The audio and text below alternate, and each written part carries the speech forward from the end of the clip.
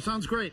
I want to discuss this Atlanta Falcons team because I don't know.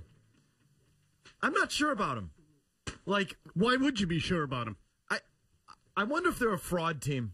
I've always wondered if they're a fraud team. You know, we're treating this as a huge jump up in competition, and it is. It is, obviously. And quarterback play certainly is going to should be night and day this week versus what the Patriots have seen so far. But as I just sort of look at them and consider them, and the way I've always thought about them, little bit of a fraud team, I think. And I don't know, are we going to get into this game, and are we treating the Falcons like we have in the past? You know, I don't know, teams like, say, maybe the Houston Texans, or I'm trying to come up with a different example, like teams that have good records and everyone considers among the elite, and then they play you, and you realize, again, that the Patriots are just still at another level, and this other team is not at your level, no matter how much people want to say they are, no matter how much their record looks like they are, you're still that much better. Like, is this one of these weeks where we come out and we say, Atlanta fraud team or Patriots just that much better than everybody else? I wonder about Atlanta. And I know you feel the exact same way, or you have. Well, I'll tell you what I think that Atlanta is in a lot of ways. Like, I think they're a little bit better than Houston, Mike. Like, Houston, to me, got exposed badly. Like, Houston's just not ready to jump to that next level. They're not. And to me, that is sort of your classic paper tiger. But I look at Atlanta, and I'm starting to feel about them like I felt about... This is even a compliment to them. The Colts with Manning, or dare I say, what the Patriots have been for the last 4 or 5 years. So I looked this up today. How about the Chargers? Well, and that's another good one, sort of going back, right? The LT years, that sort of team. I looked this up today. Since Matt Ryan got into the league, and Ryan became the starting quarterback there in 2008. So that was the year Brady was hurt. Okay, so Castle played that year. We all know 11-5. But I say that just as a measure of comparison. Well, no, that's when Matt Ryan and Mike Smith took over in Atlanta. Exactly. So start there. Since Matt Ryan came in, Atlanta has the second best regular season record in the NFL. Second best, 57-26 in 83 games. Okay, second best. You know who number one is? I'm going to guess it's us. Patriots, 63-20. Who's us? Us.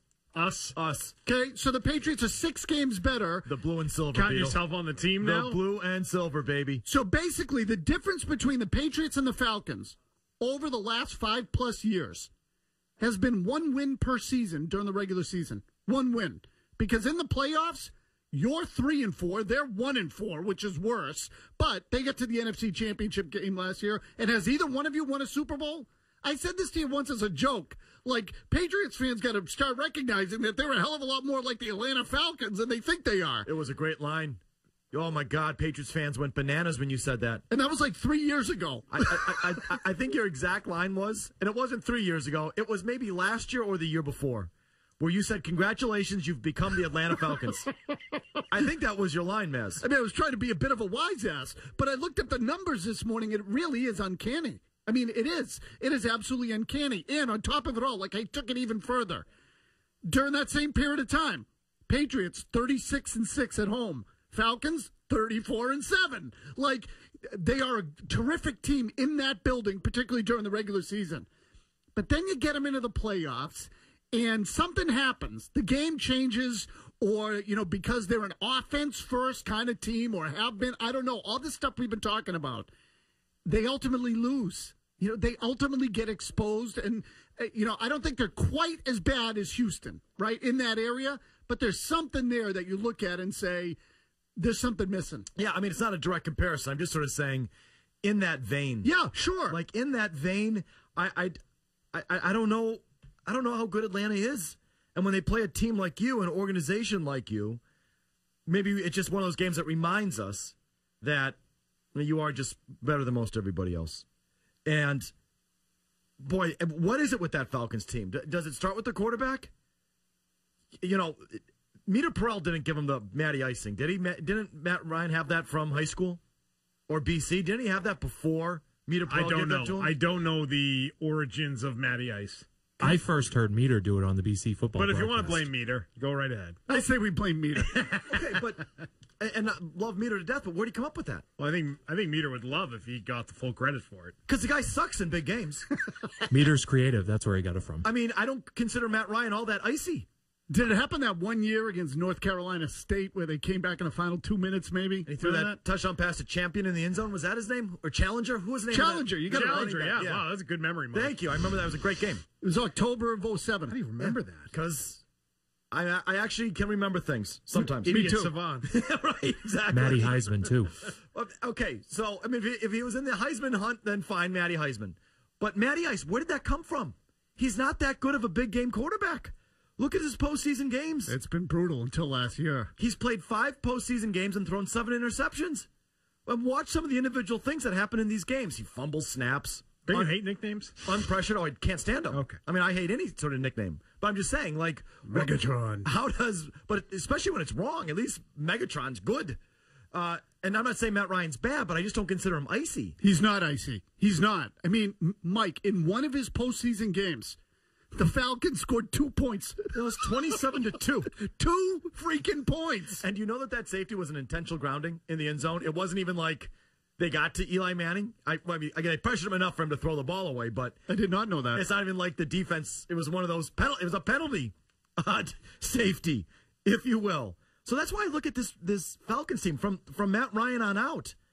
Twice in the last, what is it now, 5 years? They've been the number 1 seed in the NFC, lost at home. And again, the unfortunate part, Patriots fans, does that sound familiar? You know, in 2010, they were 13-3, flying. Green Bay comes in, just waxes them, puts up 48 points. Boy, I remember Green Bay was awesome in that game, too. I remember that. Last year, they're the number 1 seed, Mazz. Last year, they're the number 1 seed. Their divisional game, you know they were up 20-0 versus Seattle? They were up 27-7 in the fourth quarter. Mm-hmm. The Falcons were up 27-7 in the fourth quarter over the Seahawks. Walking away with the thing, they gave up 21 straight points and fell behind by 1 with 25 seconds left. Is that Matty's problem? No, definitely not. And then to Matt's credit, he actually did move them down into field goal range, and they kicked a 49-yarder at the buzzer, and Ryan absolutely came through in that game. But they tried to give it away. So right, that's not a Ryan problem, except he did throw 2 interceptions. Hey, what's happening back there? I know, Pizzi. He did throw 2 interceptions in that game. Yep. Even look at Ryan's game log. Even his good playoff games, he's throwing picks. He's turning the ball over in all these games. He threw 2 interceptions in that game. But he did get... That was a game. P.T. Carroll had a good call on that one. This is one of those where, who was their kicker? Whoever it was, they lined up for the 49-yarder, Bryant, and he missed it. But Carroll had called one of those timeouts at the last second. That's right. I knew there was something sketchy about the end of that game, and I couldn't remember what it was. Gave him a second chance, and Bryant made it, and that's how the Seahawks lost. But the Falcons, again, What's up? Being the Falcons, hi, Petey, have got 20-0, 27-7 in the fourth quarter, and it takes that to come back and win that game. And then in the NFC title game in Atlanta last year, they were up 17-0 on the 49ers. And lost. 17-0. And again, Matty Ice drove him down the field at the end and sort of stalled at the 10-yard line. They couldn't punch it in. But again, he turned the ball over a couple times in that game. I think that was a game where he had just the fumble out of nowhere. I just think he dropped a snap for no reason. And so you just sort of look through it. It's like, God, the quarterback does something in that game at the Giants, the wild card game where they lost 24-2. Yeah. They went for it twice on 4th and inches, deep in Giants territory. Got stuffed both times on quarterback sneaks. I don't know how much of that is on Ryan. Some of it is anyway. And it's like I don't know about that team. Now, they still might be better than you right now. They still, I guess, they're favored in this game, so they should probably win it. By 1.5 the last time I saw. But I still wonder, are we going to come out of this game and say, they're still second tier? They're still second tier to a club like you. The more that I think of it, and you talking about those postseason games last year against Seattle and then San Francisco, Mike, you know what they are? They're like your classic front-running team. That when they get out in front, and they sort of pin you down and you cave, fine, it's over. What about when you come back? What happens then? Well, they're the classic team that if you stand up to them and pop them one right in the chin, that all of a sudden they can't hit back or they don't hit back. Or, and look, there's been some similarity there to the Patriots. Well, I was just going to say, Maz, as I go ranting about the Falcons and Matt Ryan, and the bad news is, Patriots fans, is that it sounds an awful lot like you in a lot of cases. Yeah, and see, I do. I think there is some rough comparison to be made there. Now, do I think, the Patriots have the pedigree and Atlanta doesn't? And that's a big difference, right? Because Brady has one and Belichick has one. And they made it to a Super Bowl, but how did they make it to a Super Bowl?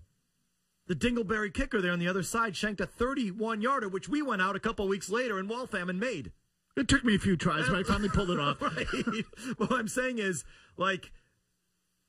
Even that comes with an asterisk. The unfortunate, all the things I say about the Falcons, the bad news is they could say a lot of the same things about you. Yeah, I do. I think there are a lot of similarities there. I mean, they are teams during the regular season that have won with offense. They get out in front of you. They sort of pin you down, and then you're put in a compromised position. Again, it comes down to how many different ways can they win, really? Is Atlanta going to beat you 17-14? I don't think so, which is part of the reason why I want the Patriots to play that kind of game this week down there. Don't get into a shootout with that team. No, not the way you are now, especially. But they are your classic front-running team, man. They really are. They get out in front and they're ahead and everything's good. Woohoo! Yeah, they're having a grand old time and they look terrific. But when they get into a fight, there's something missing there and they cave, they collapse.